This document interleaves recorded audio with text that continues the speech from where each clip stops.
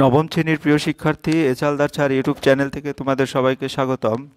আজকে তোমাদের গণিত মডেল প্রশ্নপত্র 2025 সেট নম্বর 2 এটা নিয়ে আমি আলোচনা করব। তোমাদের ইতিমধ্যে আমি প্রথম পর্যায়ক্রমিক মূল্যায়নের 1 নম্বর সেট দিয়েছি।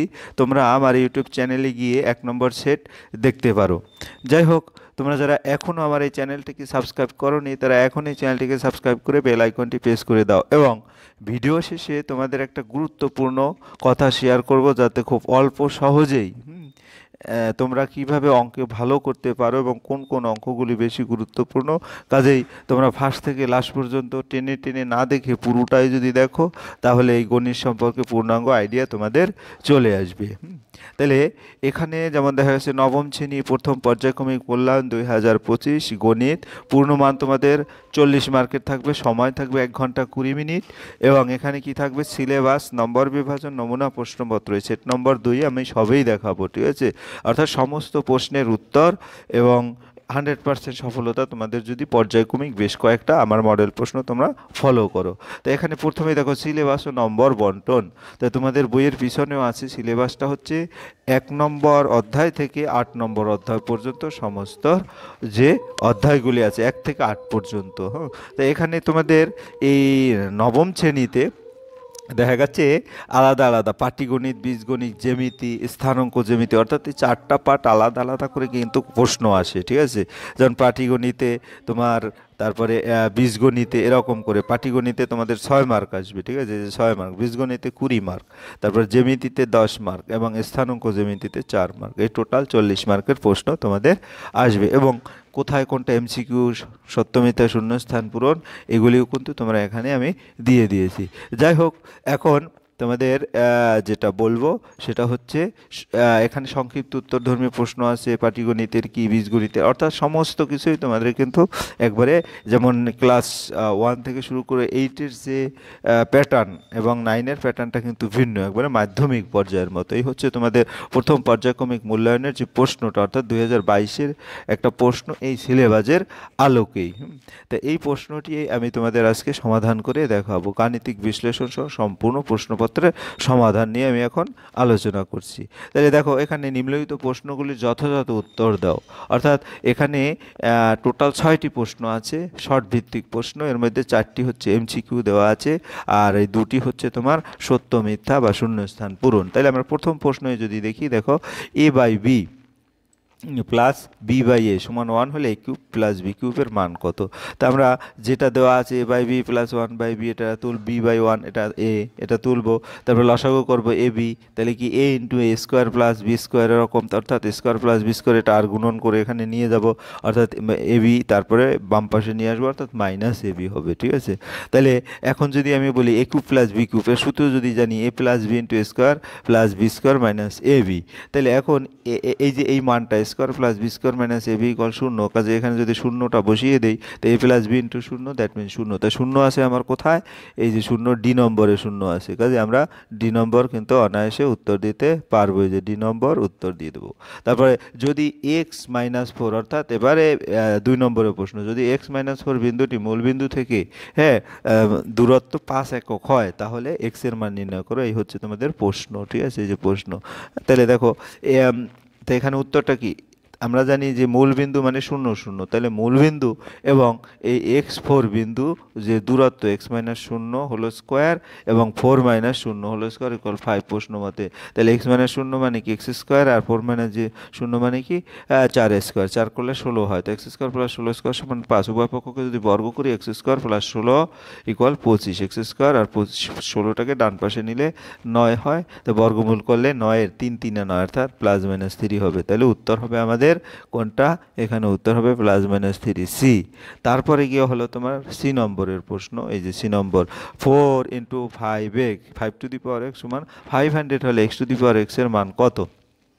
তাহলে দেখো এখানে ডি নম্বর উত্তর, কিন্তু কিভাবে, এই যে 4 × 5⁵ সমান 500, তাহলে এই 4টা যদি নিচে ভাগ করি 500-কে, তাহলে দেখা গেছে 500-কে যদি 4 দিয়ে ভাগ করা হয় কত আসে, 125।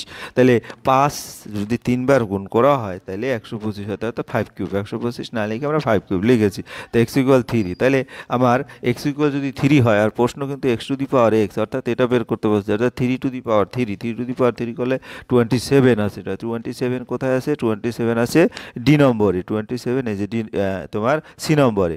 হ্যাঁ, এরপরে আমরা চলে যাচ্ছি ABCD রম্বস, অর্থাৎ ডি নম্বরে ABCD রম্বস এর এসিবি কোণ সমান 40 ডিগ্রি হলে এডিবি এর পরিমাপ কত, এখানে আমরা দেখব। তাহলে বিওসি কোণ, বিওসি কোণ, এই যে এটা হচ্ছে কি বিওসি কোণের, হ্যাঁ যদি বলি বিওসি ত্রিভুজের, হ্যাঁ তাহলে কি ওবিসি কোণ প্লাস বিসিও কোণ, সিও কোণ, ঠিক আছে। তারপরে হচ্ছে বিওসি কোণ, অর্থাৎ ভিতরের যে কোণটা বিওসি কোণ, এই তিনটা মিলে হয় 180 ডিগ্রি। তিন কোণের সমষ্টি 180 ডিগ্রি। তাহলে ওবিসি কোণ বিসি কোণের মান আছে, আর বিওসি কোণ এটা 90 ডিগ্রি, কারণ একটা জানি যে কি রম্বস পরস্পর 90 ডিগ্রি কোণে সমদ্বিখণ্ডিত করে একে অপরকে। তাহলে 90, 40 আর 90 হচ্ছে যোগ করলে হয় কত, 130। তো 180 থেকে 130 বাদ গেলে 50 আছে। উত্তর হবে আমার এ। তাহলে এ হচ্ছে যে 50, কই এরপরে তোমার উত্তর এ না, ডি হচ্ছে 50। যাই হোক, আমার এখানে যেটা থাকবে সেই উত্তর দেবো, অর্থাৎ এই 50 কই, এই যে এই 50। যাই হোক, এরপর আমাদের কিন্তু এমসিকিউ সত্য মিথ্যা লিখো, দুটি অমূল্য সংখ্যার সমষ্টি সর্বদা অমূল্য সংখ্যা, এটা নম্বরের প্রশ্ন। তো এটা আসলে ঠিক, কারণ দুটি অমূল্য সংখ্যার যোগফল সর্বদাই অমূলক, কাজে এটা আমরা বলবো, এটাকে সত্য বলবো, ঠিক আছে। সত্য লিখে দেবো এখানে, এই যে এটা আসলে সত্য, ট্রু, আমি টি লিখে দিলাম, সত্য। শূন্য বহুপদী সংখ্যামালার মাত্রা হচ্ছে 0, অর্থাৎ এখানে আমরা 0 লিখে দেবো। 0 এভাবে শয়দুর্ঘ নয়জফলাও লিখতে পারি, অথবা সরাসরি 0 লিখতে পারি। যাই হোক, এটা হবে 0। তাহলে তোমরা আশা করি বুঝতে পেরেছো। এরপরে আমরা 2 নম্বরের প্রশ্ন যাব। নিম্নলিখিত প্রশ্নগুলো সংক্ষিপ্ত উত্তর দাও। তাহলে 1/3 এবং 2/3 এর মধ্যে দুটি অমূলত এবং দুটি অমূল্য সংখ্যা লেখো। তাহলে আমরা প্রথমে যদি দেখি অমূল্য সংখ্যা, আমি এটা তোমাদের উদাহরণ থেকে দিয়েছে। 1/3 ও 2/3 এর মধ্যে সংখ্যা রেখায় আছে একটি অমূল্য সংখ্যা। হ্যাঁ, তাহলে 1/3 যদি আমি ভাঙাই 0.333, অর্থাৎ এটা পৌনঃপুনিক সংখ্যা, অর্থাৎ 0.3 ডট, এবং 2/3 0.3 পৌনঃপুনিক, 2/3 হচ্ছে 0.666, এরকম চলতে থাকবে, অর্থাৎ 0.6 পৌনঃপুনিক। তাহলে 1/3 2/3 এর মধ্যবর্তী অমূলত এমন একটি সংখ্যা হবে যা অসীম ও অনাবৃত। কাজে আমরা 1/3 1/2 এর মধ্যে মধ্যবর্তী সংখ্যা, দেখো এখানে 0.333, তো আবার 0.666, তাহলে এখানে 0.450450045, অর্থাৎ 0.45 একটা আছে অনাবৃত, যেহেতু 0.45 দুটো জিরো, তারপরে 3টে জিরো, এরকম করে আসবে, তারপরে 4টে জিরো, এরকম করে একটা আমরা অমূল্য সংখ্যা দেখিয়ে দিতে পারি, ঠিক আছে। এরপরে আমরা চলে যাচ্ছি মূল্য সংখ্যা। তাই মূল্য সংখ্যা যদি বলি, মূল্য সংখ্যা দেখো এখানে 1/3কে আমরা লিখতে পারি কি, অর্থাৎ 3 এবং এই 3 দুটোই 3, কিন্তু তো 1/3 সমান 1 গুণ 3, 3 গুণ 3, অর্থাৎ হরলভকে 3 দিয়ে গুণ করে 3/9, এবং 2/3কেও হরলভকে 3 দিয়ে গুণ করে 3 3 9, 3 2 6, অর্থাৎ 6/9 এবং 3/6। এই দুটো মূল্য সংখ্যা যদি আমি 3কে বাড়াবো 4/9, 5/9, এভাবে আমরা দুটো মূল্য সংখ্যা লিখতে পারি। তাহলে এরকম করে তোমরা 2 মার্ক অনায়াসে পেয়ে যাবে। এরপর বি নম্বরের প্রশ্ন, 27 = x = 81 হলে x অনুপাত y কত হয় লিখি। তাহলে 27 কি 3 বার গুণ করলে 27 হয়, অর্থাৎ 3 এবং এই 81কে কি করা যায়, 3 তাহলে এখন দেখা গেছে এই 3-র সাথে এটা x গুণ, আবার এই 4-এর সাথে y-টা গুণ, অর্থাৎ 3x 3/4y। আমরা যদি বেসটা দেখি 3 এবং 3 সমান, বেস যদি সমান থাকে তাহলে পাওয়ার ইকুয়াল পাওয়ার হয়ে যায়, অর্থাৎ 3x = 4y, বা x/y সমান এই 3টা নিচে চলে গেল, অর্থাৎ 4/3। তাহলে x অনুপাত y হচ্ছে 4:3। তাহলে আমরা উত্তর লিখবো কি, এত হলে x অনুপাত y হচ্ছে 4:3। অনায়াসে তোমরা 2 মার্ক পেয়ে যাবে। এরপরে হচ্ছে প্রশ্নটা তোমরা দেখো। এরপর সি নম্বরের প্রশ্ন যদি আমরা দেখি, এই যে সি, কে এর কোন মানের জন্য 2x প্লাস 5y ইকুয়াল 8 এবং 2x মাইনাস কিউআই ইকুয়াল 3 সমীকরণের কোনো সমাধান থাকবে না। এটা তোমার 5 নম্বর থেকে দিয়েছে। 2x প্লাস 5y ইকুয়াল 8 এবং 2x মাইনাস কিউআই ইকুয়াল 3 সমীকরণের কোনো সমাধান থাকবে না যখন, হ্যাঁ, যেমন দেখা গেছে 2, এই দেখো এক্স এর সহগ 2, ওয়াই সহগ, এখানেও এক্স এর সহগ 2, তাহলে 2/2, আবার ওয়াই সহগ 5, ওয়াই সহগ মাইনাস কে 5/k হয়, হ্যাঁ। তাহলে এটা দুটো যদি সমান করি তাহলে কে ইকুয়াল অনায়াসে -5 লেখা যায়, অর্থাৎ কে ইকুয়াল 5 মানের জন্য 2x প্লাস 5y, অর্থাৎ পুরো সেন্টেন্সটা যেটা যেভাবে চেয়েছে সেভাবে উত্তর দিয়ে দেবো। এরপরে আমরা চলে যাচ্ছি ডি নম্বরে। 2x square plus px plus 6 equal 2x minus a into x minus 2 একটু অবেদ হলে এ ও পি এর মান কত হবে? হ্যাঁ, তাহলে 2x square plus px plus 6 equal এরকম, যে ওই পার্টটা সেটা দেওয়া আছে। তারপরে আমরা কি করব, এখানে গুণ করে দেবো। তাহলে গুণ কি, 2x into X, 2x X square, 2x into A into X অর্থাৎ এ এক্স, একইভাবে 2x ইন্টু 2 4x, আবার এ ইন্টু 2 মানে 2a, অর্থাৎ গুণটা স্বাভাবিকভাবে করবে। তাহলে এই গুণফলটা এরকম আসে। হ্যাঁ, তাহলে এখন যদি উভয় পক্ষকে ধ্রুবক, ধ্রুবক মানে কি, যেখানে x থাকবে না তো এখানে 6 আছে আর এখানে হচ্ছে 2a, তাহলে 2a সমান 6 লেখা যায়, তাই a সমান 3। উভয় পক্ষে x এর সহগ তুলনা করে, x এর সহগ এখানে কত আছে p, আর এখানে x এর সহগ কি আছে a প্লাস 4, তাহলে p equal minus a plus 4। তাহলে এখানে যদি আমি a এর মানটা বসিয়ে দেই 3, তাই 3 প্লাস 4 মানে 7, অর্থাৎ p এর মান -7। হ্যাঁ, এরপরে আমরা চলে যাচ্ছি ই নম্বরে। 2x মাইনাস 3y ইকুয়াল 12 সমীকরণ লেখো চিত্রটি y অক্ষকে যে বিন্দুতে ছেদ করে তার স্থানাঙ্ক কত? তাহলে 2x মাইনাস 3y মাইনাস 12 এই সমীকরণ লেখচিত্র y অক্ষকে যে বিন্দুতে ছেদ করে, যেখানেই ছেদ করুক সেখানে x এর স্থানাঙ্কের মান 0 হবে, অর্থাৎ এই সমীকরণে x এর পরিবর্তে 0 বসাবো। তো x এর পরিবর্তে 0 বসালে 2 into 0 minus 3 into Y equal 12, তাহলে এটা 0 হয়ে যাবে। -3y ইকুয়াল তোমার কি 12 হবে, অথবা 3y সমান -12, y সমান -4। তাহলে এই সমীকরণ লেখচিত্রটি y অক্ষকে যে বিন্দু ছেদ করে তার স্থানাঙ্ক হবে, x এর মান তো 0 ধরেছি আর y এর মান হচ্ছে -4। এই তো হয়ে গেল। এরপর আমার এফ নম্বরের প্রশ্ন বাকি আছে, এফ। তাহলে এই প্রশ্নটা যদি আমরা একটু দেখি ভালো করে, এই হচ্ছে এবিসিডি সামান্তরিকের, হ্যাঁ, এ কোণ অনুপাত বি কোণ সমান সমান 3:2 হলে সামান্তরিকের কোণগুলোর পরিমাণ কত? ঠিক আছে, তাহলে কোণগুলোর পরিমাণ যদি দেখি, এবিসিডি সামান্তরিকের এ কোণ অনুপাত এটা দেওয়া আছে, ধরি এ কোণ ইকুয়াল 3x, বি কোণ ইকুয়াল 2x, অনুপাত গেলে এভাবে লেখা যায়। অর্থাৎ এই দুইটার যোগফল হচ্ছে 180 ডিগ্রি, কারণ পরস্পর বিপরীত যে কোণটা সেটার যোগফল 180 ডিগ্রি, তাই x সমান 36 ডিগ্রি। তাহলে অতএব, হ্যাঁ, সি ইকুয়াল এ ইকুয়াল 3 ইন্টু 36 ডি, অর্থাৎ 108 ডিগ্রি, এবং ডি হবে বি সমান কাজে 2 ইন্টু 36 ইকুয়াল 70, হ্যাঁ, 2 ডিগ্রি। তাহলে আশা করি বুঝতে পেরেছো যে এখান থেকে পরিমাপগুলি কি কি হবে। এরপরে আমরা 3 নম্বরের প্রশ্নে চলে যাই। নিম্নলিখিত উত্তর দাও, লেখো চিত্র। এই আমরা বি নম্বরের উত্তরটা আগে দিছি, তারপরে এ নম্বরের উত্তর দেবো। ঠিক আছে, তাহলে দেখো এখানে লেখচিত্রটা আমি যদি একটু বড় করে দেখাই, হ্যাঁ, লেখচিত্র এই যে 4x minus Y minus 5 equal 0, 7x minus 4y equal 2 equal 0, দুটো আলাদা সমীকরণ দেব। এবং এই যে x এর সহগ 4, y এর সহগ 7, এবং x এর y এর সহগ -1, হ্যাঁ, এবং y এর সহগ -4, কাজে এই দুইটা একই না, একই থাকলে হয়তো সমাধানযোগ্য হবে না, যেহেতু ভিন্ন কাজে এটা সমাধানযোগ্য হবে, এই কারণে লিখে দিচ্ছি 1 নং ও 2 নং সমীকরণ দ্বারা সমাধানযোগ্য এবং একটি মাত্র সাধারণ সমাধান থাকবে। কাজেই আমি 1 নং ও 2 নং সমীকরণ দ্বারা লেখচিত্র অঙ্কন করার জন্য আমি 4x মাইনাস ওয়াই মাইনাস 5, অর্থাৎ এখান থেকে এক্সটাকে আলাদা করব, ওয়াইটা এবং 5টা ডান পাশে নিয়ে 4টা নিচে চলে যাবে। এখন এখানে x এর মান যদি এখানে y ইকুয়াল 3 বসানো হয়েছে, 7 বসানো হয়েছে, -5 বসানো হয়েছে, y এর মান যদি 3 বসাই তাই 5 আর 3 8, হ্যাঁ, তাই x এর মান হবে 2। ঠিক আছে, এখানে 2 লিখে দেবো। তা y এর মান যদি 7 বসাই, 7 আর 5 12, 3, এখানে 3 হবে। ঠিক আছে, x এর মান।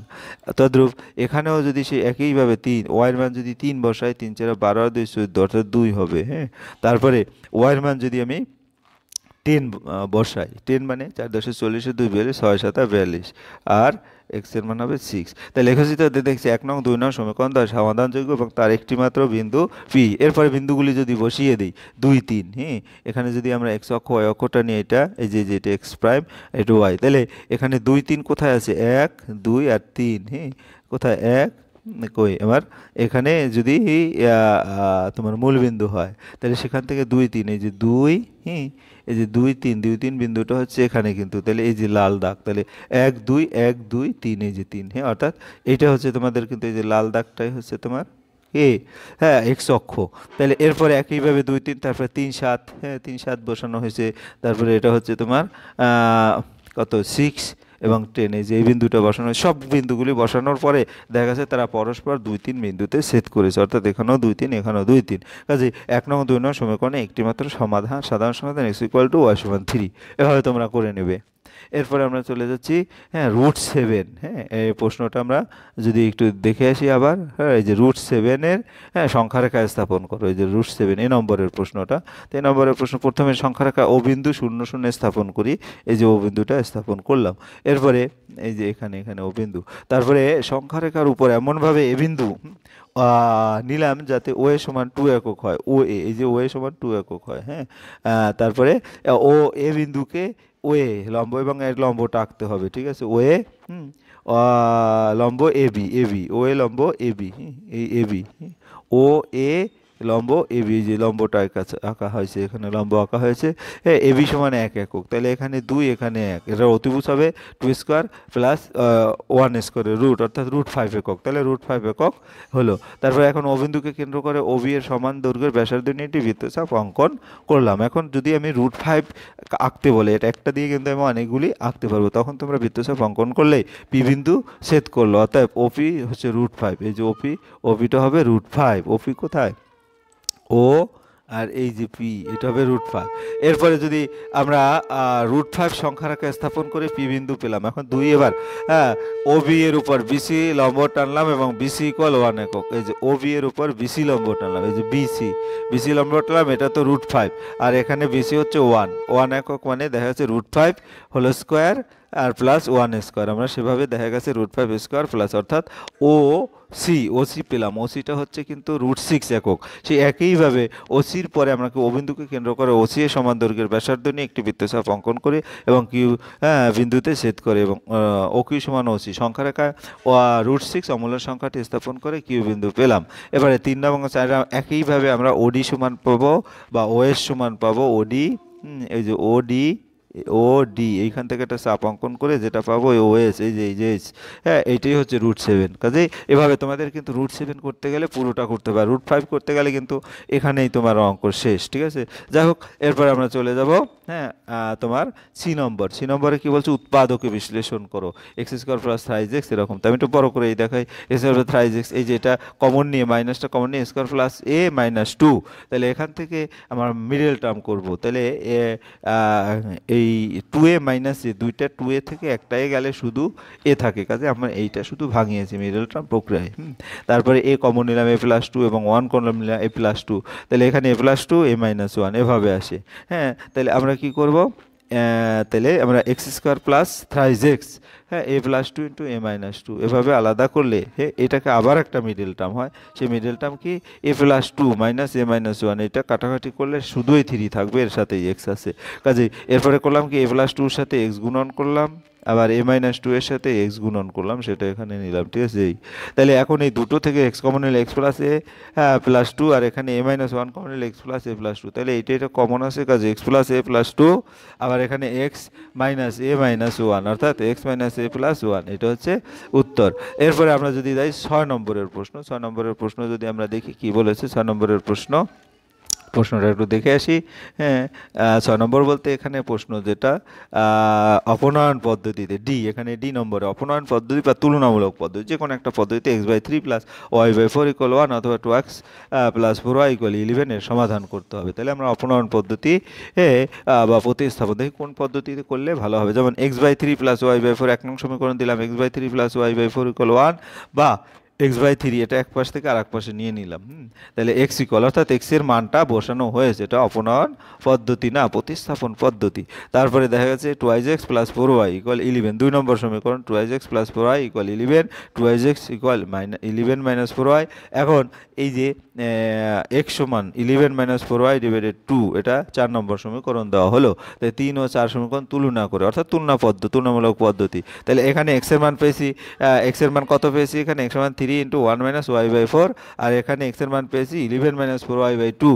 তাহলে এই দুটো সমান করবো, এক্স এর মান সমান করলে এই মানটা আসে। তাহলে এখান থেকে যদি আমি আর গুণন করি, 4-এর সাথে 2 কাটা গেলে 2 থাকে, অর্থাৎ 6, হ্যাঁ এই 2টা আবার এদিকে চলে আসে, তাই 6 ইন্টু 4 মাইনাস ওয়াই, 4 ইন্টু 11 মানে গুণ করবো, 4 4 6 24, হ্যাঁ তারপর 6y, আর এখানে 4 11 44 আর 16y, 16y, ওয়াইগুলো একসাথে নিলাম, 44 মাইনাস 24 অর্থাৎ 10y সমান 20 সমান ওয়াই সমান হচ্ছে কত তোমার 20/10 অর্থাৎ 2। এবারে 1 নং সমীকরণে y সমান 2 বসাই, 1 নং সমীকরণ যদি 2 বসাই তাহলে দেখা যাচ্ছে তোমার x ইকুয়াল হবে 3/2, তাহলে x ইকুয়াল 3/2, y ইকুয়াল 2, এটা হচ্ছে উত্তর। এবার আমরা চলে যাচ্ছি পরের প্রশ্ন, অর্থাৎ নম্বরের প্রশ্ন। দেখাও যে দেখাও যে 7,9, 3,7 এবং -3 বিন্দুগুলো একটি সমকোণী ত্রিভুজের শীর্ষবিন্দু। তাহলে ধরা যাক বিন্দু তিনটি কি কি, এই যে তিনটা বিন্দু আমরা এবিসি ধরে নিলাম। হ্যাঁ, তো একটা ত্রিভুজের শীর্ষবিন্দু থেকে এবি এর দূরত্ব বের করি। এবি জানি যে এই যে এখানে 3, এবি কোথায়, এই যে 3 - 7 হোল স্কোয়ার, আবার 7 - 9 হোল স্কোয়ার, মাঝখানে প্লাস চিহ্ন, তো 3 - 7 করলে -4, আর -7 করলে -9 থেকে -16 হোল স্কোয়ার, 16 256 অর্থাৎ 272 একক। এরপরে যদি আমরা বিসি বের করি, বিসি সেই একইভাবে, হ্যাঁ বিসি বিন্দুটা হবে -3 হোল স্কোয়ার, 3 -7 হোল স্কোয়ার, তাহলে এখান থেকে করলে কত আসে, এখান থেকে করলে -6 - 10 অর্থাৎ 136 একক, এবং এটাও 136 একক আসবে সিএ। তারপর এখন BC square plus CA square, 136-এর বর্গ 100√136, 400 সাথে 272 মানে এবি স্কোয়ার কিন্তু 272, অর্থাৎ এবিসি একটি সমকোণী ত্রিভুজ। এভাবে তোমরা করবে, সহজ অঙ্ক ছিল। এরপর 4 নম্বর, দেখাও যে একটি চতুর্ভুজের দুটি কর্ণ পরস্পর সমদ্বিখণ্ডিত করলে চতুর্ভুজটি সামান্তরিক হবে। এটা তোমাদের বই থেকে একটা উপপাদ্য তুলে দিয়েছে, সেই উপপাদ্য হচ্ছে কি, একটি চতুর্ভুজ দুটি কর্ণ পরস্পর সমদ্বিখণ্ডিত করলে চতুর্ভুজটি সামান্তরিক হবে।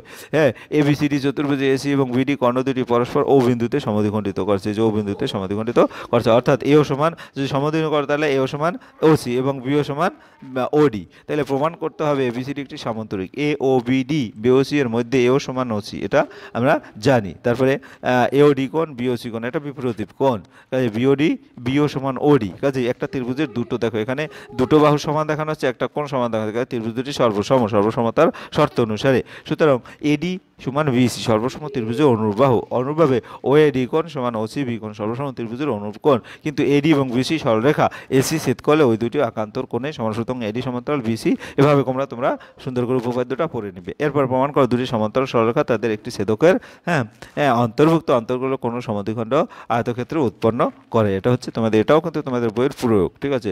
এবিসিডি সমান্তরাল সরলরেখা পি কিউ ছেদক যথাক্রমে ইএ বিন্দুকে ছেদ করেছে। এটা কিন্তু সহজ আছে, তোমরা এখান থেকে ভালো করে এটা দেখে এবং পড়ে নেবে সুন্দর করে, এইরকম প্রশ্ন তোমাদের আসবে। হ্যাঁ, এবং সর্বশেষে তোমাদের যেটা বলেছিলাম যে গুরুত্বপূর্ণ টিক্স, তোমাদের প্রতিটা কষে দেখি চ্যাপ্টার, যেমন এটা কষে দেখি 1-এর লাস্টে যে প্রশ্নগুলি থাকে, বহুবিকল্পীয় প্রশ্ন এবং সংক্ষিপ্ত উত্তরধর্মী প্রশ্ন, হ্যাঁ এই প্রশ্নগুলি কিন্তু একটাও বাদ দেওয়া যাবে না, কারণ এর মধ্যে থেকে তুমি যদি এই প্রশ্নটা অ্যানালাইসিস করে দেখো, অনেক প্রশ্ন এখান থেকে চলে আসে, ঠিক আছে। কাজেই তুমি সমস্ত অধ্যায় পড়ার পরও কিন্তু এই প্রশ্নের প্রতিটা অঙ্ক পড়লে আশা করি তুমি 40-এ 40 পাবে, এটা আমার দৃঢ় বিশ্বাস। সকল চ্যাপ্টারে, যেমন এটা 1, এটা 2, 2-এর যেমন 10 নম্বর বহুবিকল্প প্রশ্ন, এবং এখানে 11 নম্বর সংক্ষিপ্ত উত্তরধর্মী প্রশ্ন, 3-এর ওরকম বহুবিকল্প সংক্ষিপ্ত, কোনো কিছু প্রশ্ন বাদ দেবে না, তাতে বেশি প্রশ্ন কিন্তু হবে না। আর আমি পরবর্তীতে প্রতিটা প্রশ্নের আমরা সমাধান দিয়ে দেবো। যাই হোক, আজ এই পর্যন্তই। তোমরা ভালোভাবে পড়ালেখা করো, কারণ দেখা গেছে তোমরা 8 থেকে 9-এ উঠেছো, এখন কিন্তু পাস ফেলের ব্যাপার আছে, যদি ফেল করো তাহলে কিন্তু তোমরা পরের ক্লাসে উঠতে পারবে না। কাজে বেশি বেশি করে পড়বে, বেশি বেশি করা, ভালো রেজাল্ট করতে গেলে পড়ার কোনো বিকল্প নাই, সবার পরীক্ষা ভালো হোক। হ্যাঁ, তা লাস্টে আবারও বলবো, তোমরা যদি আমার চ্যানেলটাকে সাবস্ক্রাইব করে না থাকো, প্লিজ চ্যানেলটাকে সাবস্ক্রাইব করে বেল আইকনটি প্রেস করতে, সাবস্ক্রাইব করলে কি হবে, আমি আরও উৎসাহ পাবো এবং বেশি বেশি করে ভিডিও দেবো। যাই হোক, আজ এই পর্যন্ত। ভিডিওটি দেখার জন্য অসংখ্য ধন্যবাদ। ভিডিওটি ভালো লাগে লাইক কমেন্ট শেয়ার করতে ভুলো না। হ্যাঁ, ধন্যবাদ সবাই।